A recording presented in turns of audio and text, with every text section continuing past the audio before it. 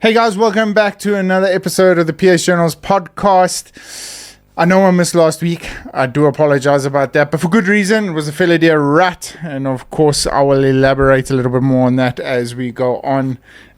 Second thing is there's no second view, as you guys can see. My two cameras have gone completely MIA, which I will make sure is sorted out for the next episode.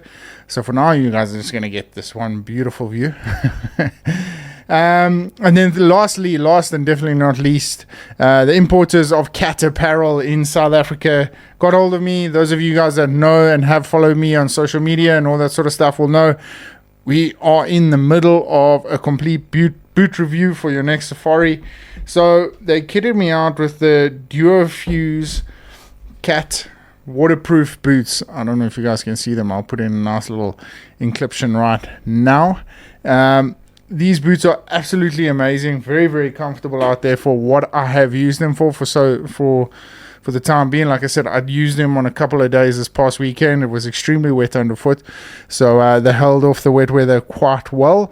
It's still too early to give a complete review on them, but we will be doing that in a complete different episode and a review status on our YouTube channel. But once again, to the importers of cat apparel, thank you so much for getting us out with some incredible waterproof or water resistant boots. I'm really looking forward to the rest of the season in them, and let's try and get a best review as we possibly can. Without further ado, let's get into this week's episode of the podcast.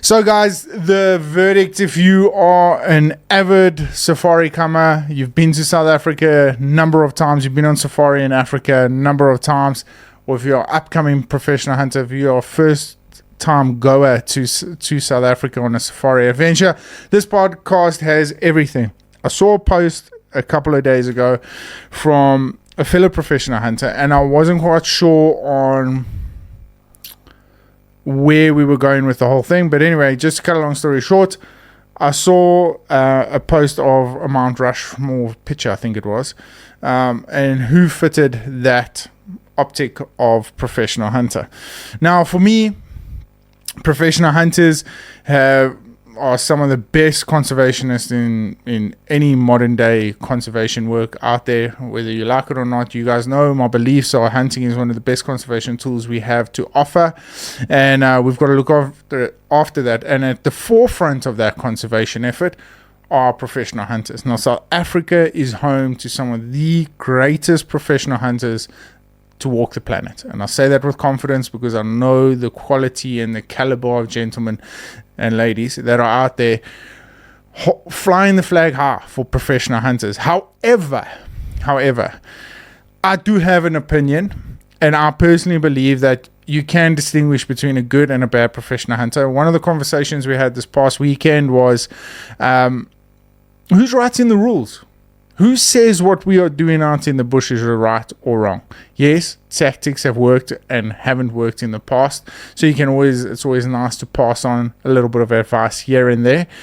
So how do we distinguish what a really good professional hunter is about?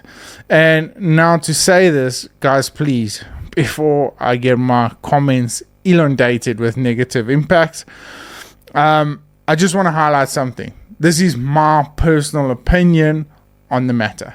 By no means am I ever going to be 100% right.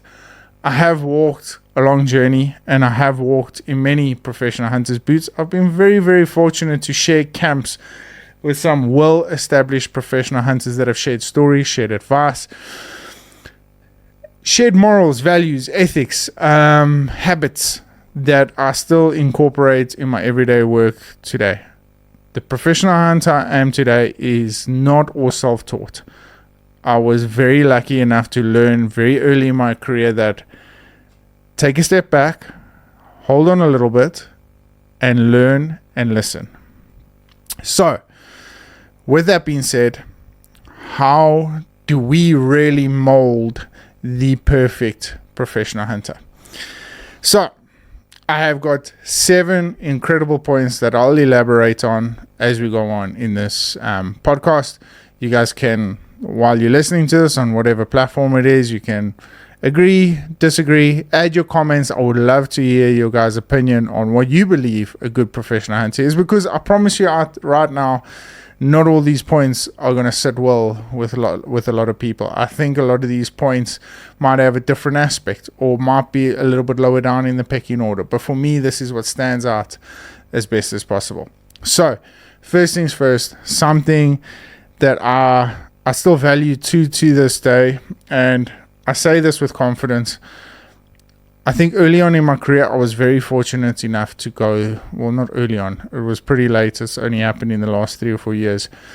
But I went through depression and I came out on the other side, and I'm a much better man for that. So for me, it's emotional control under pressure. Let's face facts. In today's world, in every walk of life, the pressure of any individual to deliver on a service has become completely immense. And it's intense. It's very, very intense. And I think one of the most important traits you can learn to have is the fact that listen, appreciate, and control your emotions. So from clients missing, animals not cooperating, busted stalks, things going sideways, from travel arrangements to planning your hunting areas the next day, your reaction to those situations set the tone going forward for the safari.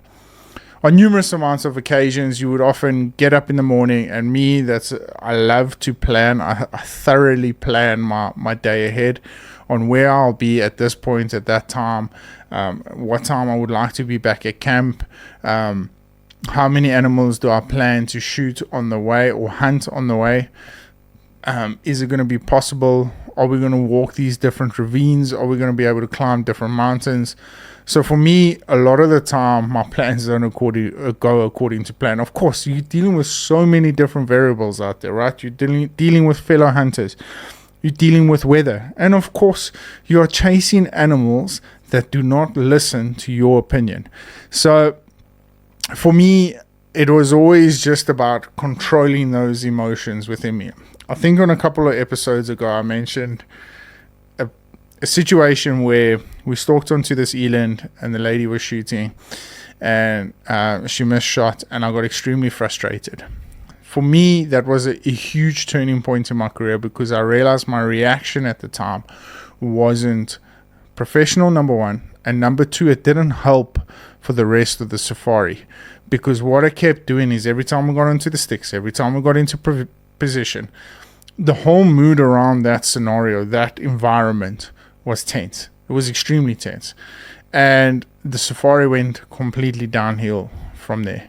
The landowner had to land up compensating. I paid a lot of school fees on that safari.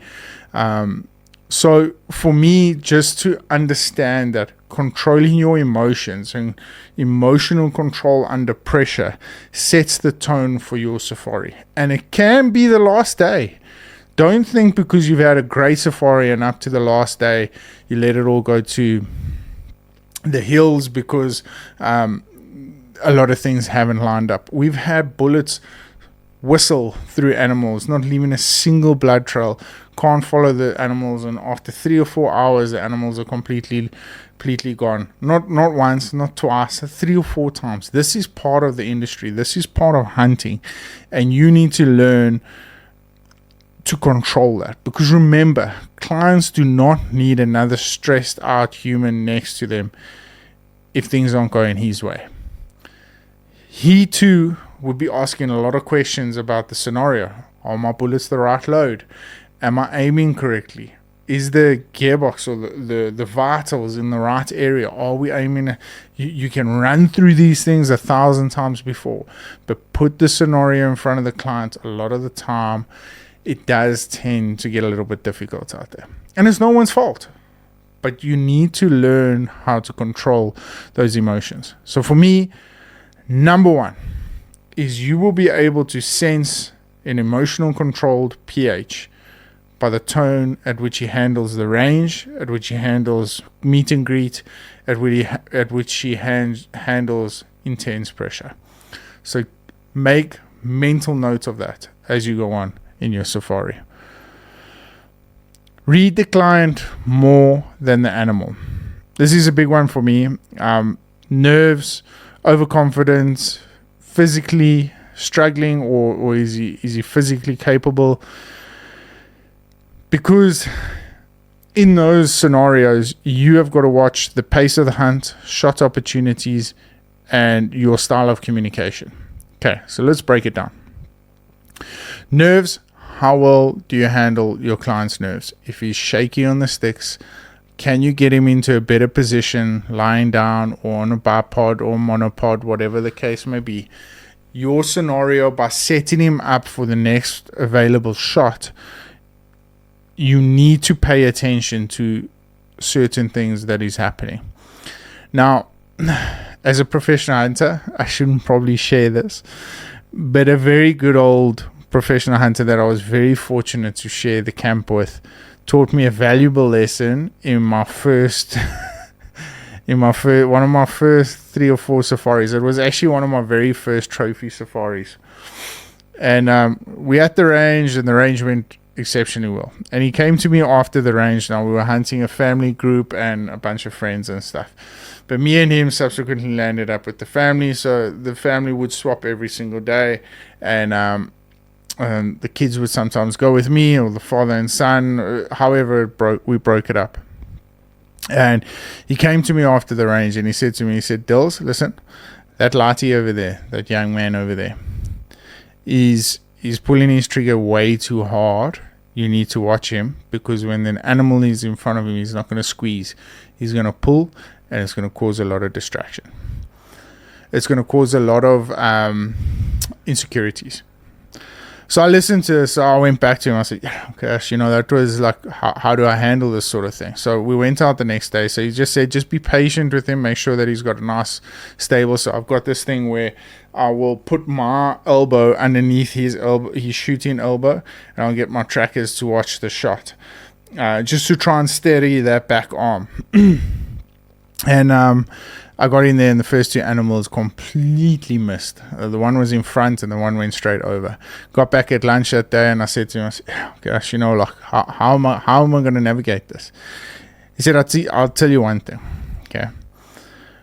He needs to realize what he is doing wrong, because I've told him numerous times, I said, just squeeze the trigger, and I've got a very calm approach to how I speak to my clients. I'm like, do you see him? Can you see the shoulder? If you can see the shoulder, all you need to do is just squeeze the trigger slowly. You don't need to force anything. The animals aren't going to run unless I see, okay, the animals are getting ready to run. You need to pull off the shot now. I'm not one of those intense professional hunters, which I've seen many, many times before. Shoot. So, and this went on, and he came to me and he said to me, do a favor. Just before you're about to put your elbow underneath his elbow, click the rifle onto safety. And we got into position, and we were stalking zebra. And there was a beautiful stallion in front of me, so I was like in this catch-22. We've got a 100-yard shot. What do I do now? Because if I put it onto safety and it goes click, we will know that we'll say goodbye to that stallion, number one. But number two, I'm thinking he would realize. So what do I want more? And I promise you right now, and I'm not just saying this for the sake of the story, I really and honestly mean it. Put it onto safety. I said, let me just check something quickly. Clicked it over to safety, and he felt himself pull the trigger quite hard. And I was like, okay, Josh, you see, this is the situation. All you need to do is just squeeze the trigger. Anyway, got back into position. We shot. From then on, that safari went like, it was almost like he was playing his best round of golf. He just got into rhythm. Day after day, we nailed animals. We were drilling animals out at 250 eventually. So it was a lesson I learned. So nerves play a huge role. So too does overconfidence. Now, I mentioned a story a little bit earlier about bullets whistling through the animals. So my biggest thing was, at the stage was I had this gunsmith over, and he had sorted this gun out like you can't believe. It had the top of the range of everything, and he did his own reloading. But the bullets had almost too much energy, and they weren't getting an opportunity to mushroom inside the animal, so hence causing a lot less damage than expected. So you can imagine just punching a hole straight through an Impala ram at 100 meters, and that thing not even leaving a speck of blood, because it's just a clean entrance and clean exit. So not a lot was going on there, and the overconfidence of the man was because, I've shot so many deer and this, that, and all this sort of stuff. And I just went back to him and I said, Mark, look, at the end of the day, it's not working, no matter how we look at it. Okay, either we need to go back down to factory ammos, get to the range, and then shoot in a bunch of factory ammos just to make sure that we're in the right block, because we need to rescue this safari, because right now your loads are not working. So that management of overconfidence is very, very important. And then last but definitely not least, physicality. Now, physicality, the industry has been surrounded by a lot of old leaf folks. You need to highlight what is physically capable of those gentlemen or ladies that are coming out and hunting. Are they physically capable of climbing some of the most rugged terrain out there? Or do we need to make plans for shooting a lot of the animals lower down on plains game? Long distance shooting plays a role into this. There's different ways and styles of how the whole thing gets on, but shot opportunities with individuals that aren't physically capable of hiking these vast areas or hiking for a long time is very, very important. Another thing around physicality is try and not burn your clients out on safari. Now, this might sound ridiculous because we are hunters at the end of the day. And professional hunters throughout the season, those of you guys that do a lot of walking and really enjoy the walk and stalk and stuff, we tend to get a lot fitter than what we are at the start of the season. Doesn't matter how many brandy and cokes or gin and tonics we have, watching sunsets and castle lights and all that sort of stuff. Generally on our feet, we are quite fit. And you'll see... I want to take a photo of myself before the season and after the season and just see the difference. But I have seen professional hunters mid-season walk their clients to absolute smithereens, and the next morning it's a struggle for these guys to get up. It's a struggle for them to get going, especially in the colder months. A lot of the guys are coming up with aches and pains and all this sort of stuff. So guys, it's something that doesn't get spoken about enough, but physicality in a hunting scenario is huge, because like I said, by day 3 or 4, you could have completely burnt your client out, and there's still another 6-7 days of hunting. So you guys need to manage that aspect of it. And I think a very good professional hunter will understand limits of how it also goes along, So rather take off a couple of days and spend quite a bit of time glassing and maneuvering in a much more subtle way. I'm a very aggressive hunter, so I love the walk and stalk type vibe.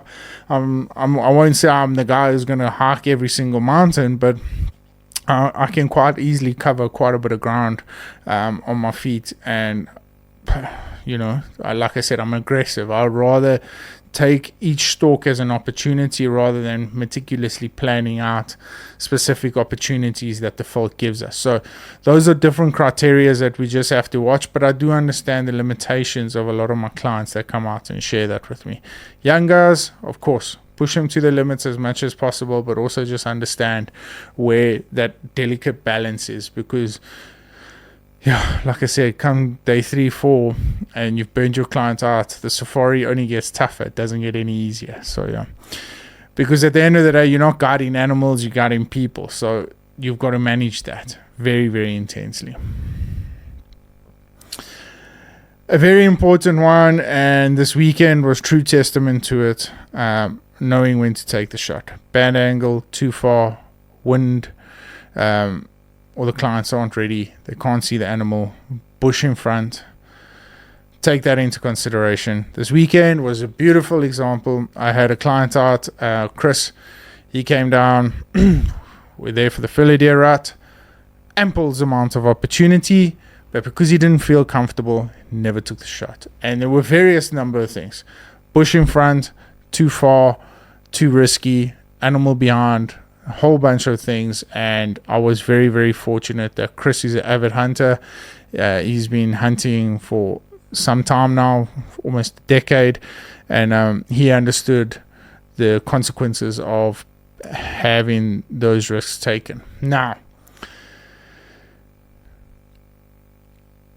most recently, I have seen more and more things come about on social media where there's a lot of risk taken.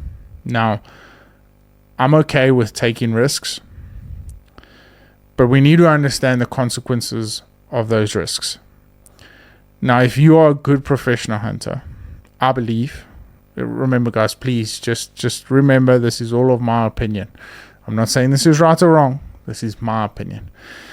But I believe that a good professional hunter will outweigh the risks to the rewards. Yes, it would be wonderful to shoot a 56-inch kudu bull, but if the risk is high, it's better passing that animal. Remember guys, we are dealing with lives here. And if there's a bush in front of him, if there's a missed opportunity and you need to move and you worry that if you move, he's gone, understand that that's just part of the game. And understand that having the opportunity to view that animal through the scope or through your binoculars was a beautiful opportunity. And you don't need to take all of them. You really don't. So for me, it's almost like a short-term loss, but for a long-term respect and gain.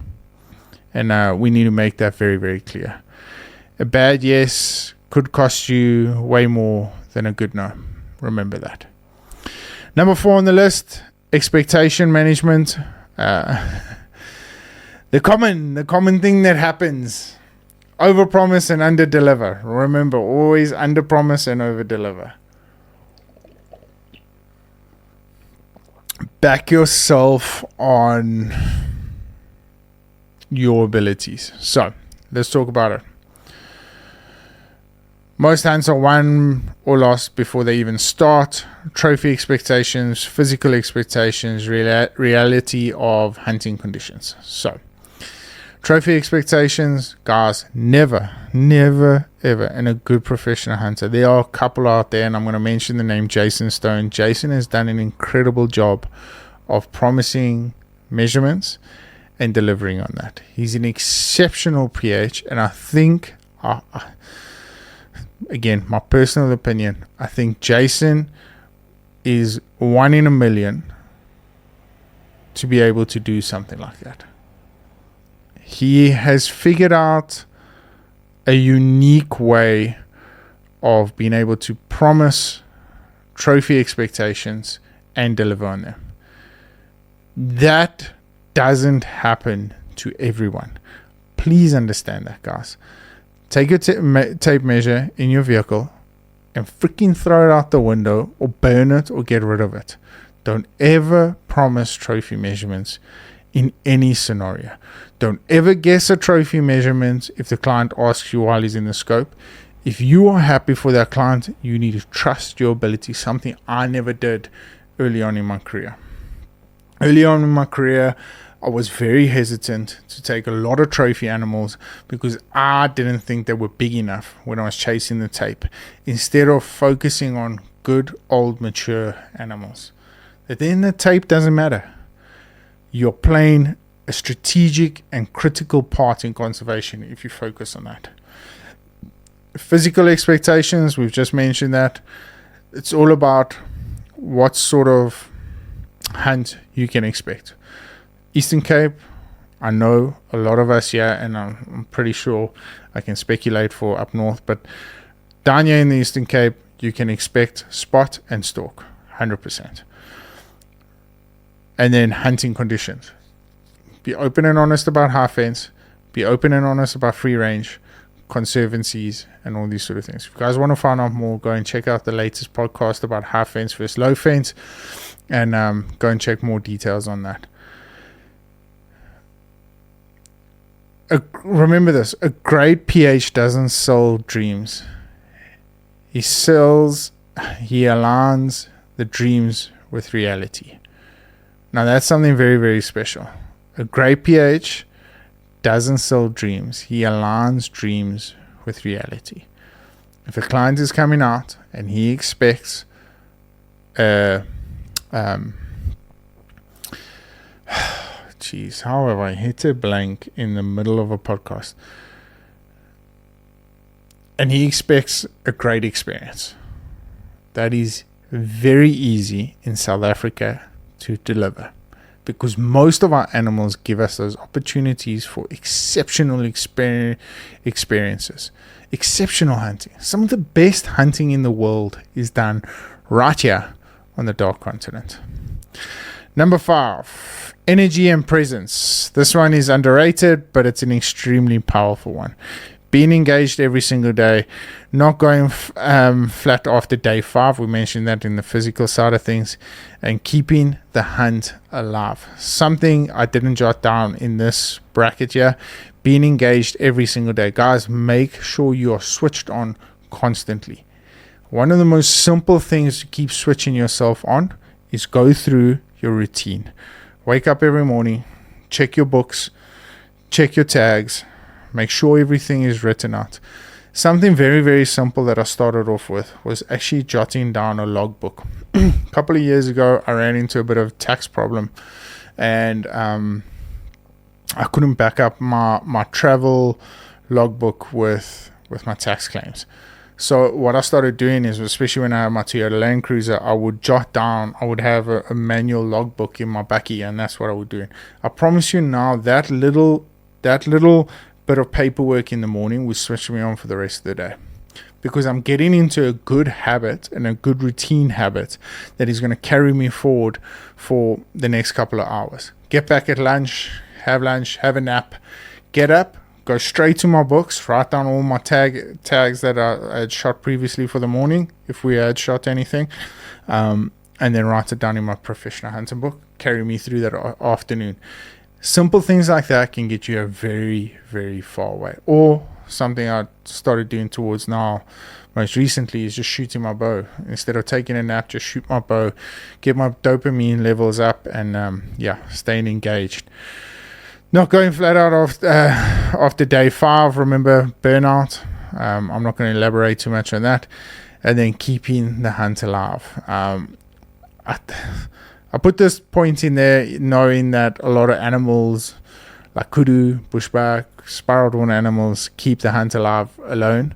But if you have already been one of the very few lucky hunters and gotten those in the first couple of days, and now you need something else to keep you ticking over, make an elaborate effort on a specific species, and that just really injects a lot of fuel into the hunt.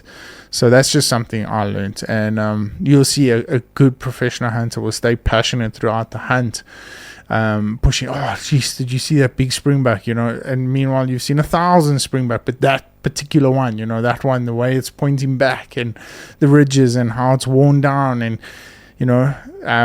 keep the hunt alive, keep certain things flowing, and make sure that your energy stays to it. People don't remember every stalk, but they do remember how the hunt felt on predominantly most of the animals. So remember that.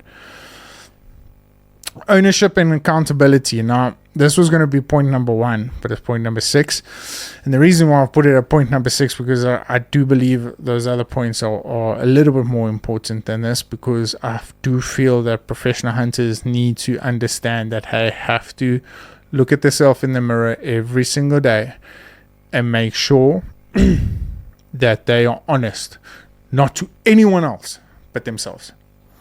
And that, my friends, is a very, very hard trait to learn and respect. And I'll tell you why. Because no one wants to look bad in front of their trackers, in front of their peers, in front of the outfitter, and most importantly, in front of the hunter. But, and I say this but, you're bullshitting no one else but yourself if you are not truly honest. I've done it. A lot of the time, this was wrong, that was wrong, it's your fault, it's the tracker's fault, but we should have done it this way, the outfitter doesn't have enough game. Blame everyone but yourself. That night you get home, you look in the mirror and you're like, I stuffed up. I messed up badly. But you didn't share it with anyone else. Later on in my career, I was like, I'll never forget it. The turning point was an uncommon rebuck.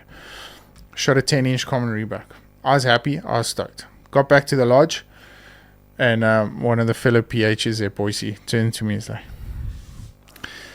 "Hey, Big, this thing is not a trophy. I would consider you looking at shooting another one for your client." Now I'm young. When was this? 2014. So, no, when did Bob come out? 2013. 23 years old. Done a number of trophy hunts. Big client. Involved in all the oil rigs and stuff in Texas. And I had lied previously. In this situation, I would have lied myself out of it. Like a hat. But there's nothing out there, this is the biggest one you're going to shoot, and all that sort of stuff. Never take him into that side of the farm ever again because, I maybe in case he sees another big one or anything like that. And I decided there and then, I looked at myself and I was just like, boys, you're right. Expensive animal. I think at the time it was 15,000 Rand. And as a young professional hunter, that's a hell of a lot of money. You got to pay your bucky off and all that sort of stuff. And you're like working through numbers in your head and you're like, shit, I'm going to fall short this month. But anyway, Bob, I made a cock up. Listen, I don't think that animal is worth putting on your wall. Let's go shoot another one. Jump in the bucky, head out, came back. And I'll never forget what he said to me. He said, "You know what, Dylan? There's many times in my hunting career that I've always believed we are there to prove one another a point. But something you showed me today is that honesty is a lot more valuable than what we believe, and that the hunting industry needed more honesty." And the reason why I remember that is because it's something I've lived by to this day. He landed up paying for that animal, both of them, and I never knew about it, and I was waiting for the school fees to be deducted off my PH fee at the end of the month. And I still remember phoning my auntie and saying to her, "Ronald, listen, I think there's a mistake here. I've been paid my full fee. I owe money for this." And she said to me, "No, according to the books, everything's balanced." And back then it was just Facebook, so I communicated with Bob over Facebook. He just said, "You know what, I just realized how valuable that both those animals are to me. One I learned a very valuable lesson on, and one is a trophy, so why not?" And that to me is stuck with me, and that's a principle that I live by to this day. I'm always honest about everything. I never blame the client in any situation, and I'll never ever blame my tracker in any situation. There might be other variables like shitty weather or something like that I might be like, yes.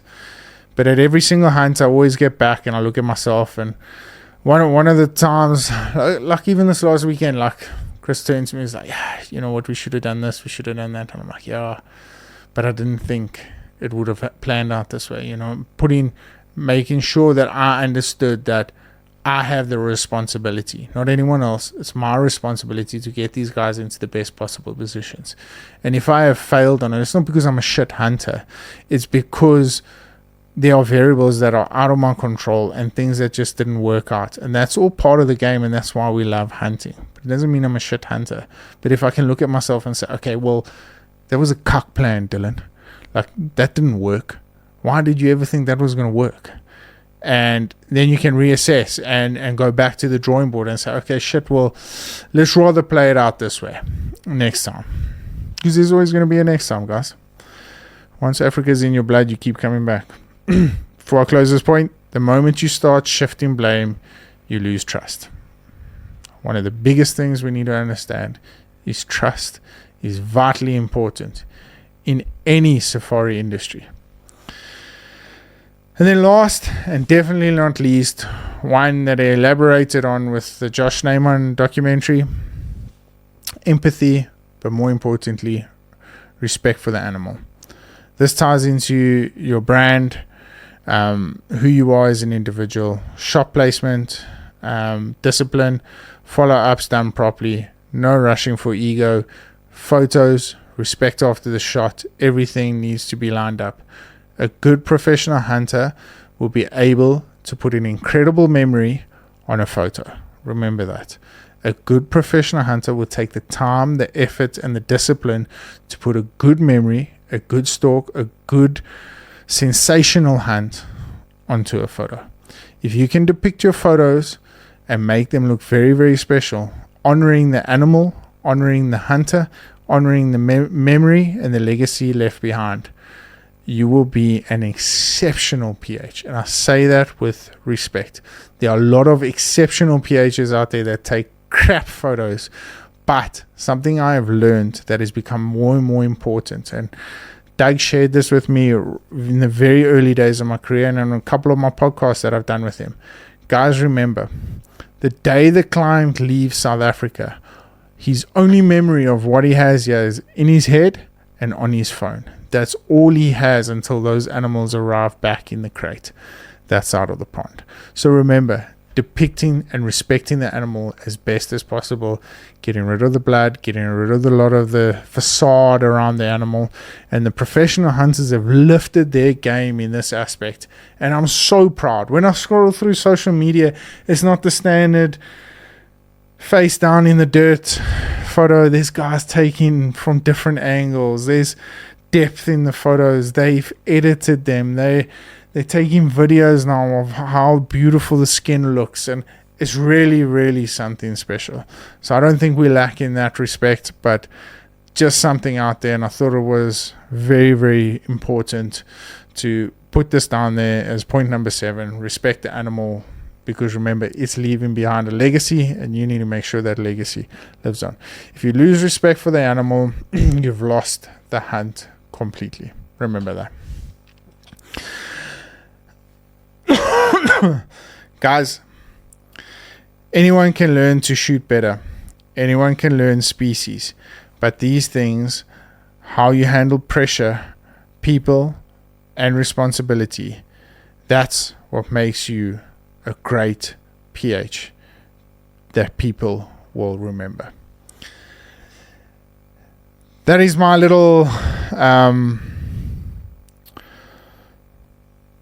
that is my little snapshot, because my final little thought is, at the end of the day, clients won't remember your best shot. They'll always remember how you made them feel. That's it. That's a nice little mic drop there. Okay. Guys, thank you so much for tuning in to this episode of the podcast. I had a lot of fun doing this. Like I said, remember, this is just my opinion. There are a lot of exceptional professional hunters out there that don't listen to any one of these points. I know that. I know. But if you are looking for a great general feel on what depicts a great professional hunter, I'm sure there's a couple of points in there that you might agree with. So bear with me. So last weekend, we had the Fellow Deer Rut. Those of you that follow me on the social media platforms, guys, thank you so much. I see Chris got a beautiful stag. We got there too early. Literally on the last day of the hunt, that morning, it felt like the stags only came into rut. We tried a completely different area to where we normally go to. That also didn't work out for us, because a lot of the time we were doing a lot of mountain hunting. And so things it all worked out in the end. We got a beautiful mountain rebuck and a beautiful fellow deer. Everything worked out. I'm so stoked with how this whole weekend unfolded, and it was something very special. I didn't get my bow out, unfortunately. It's not the end of the world. I'll definitely have more opportunities as the years unfold.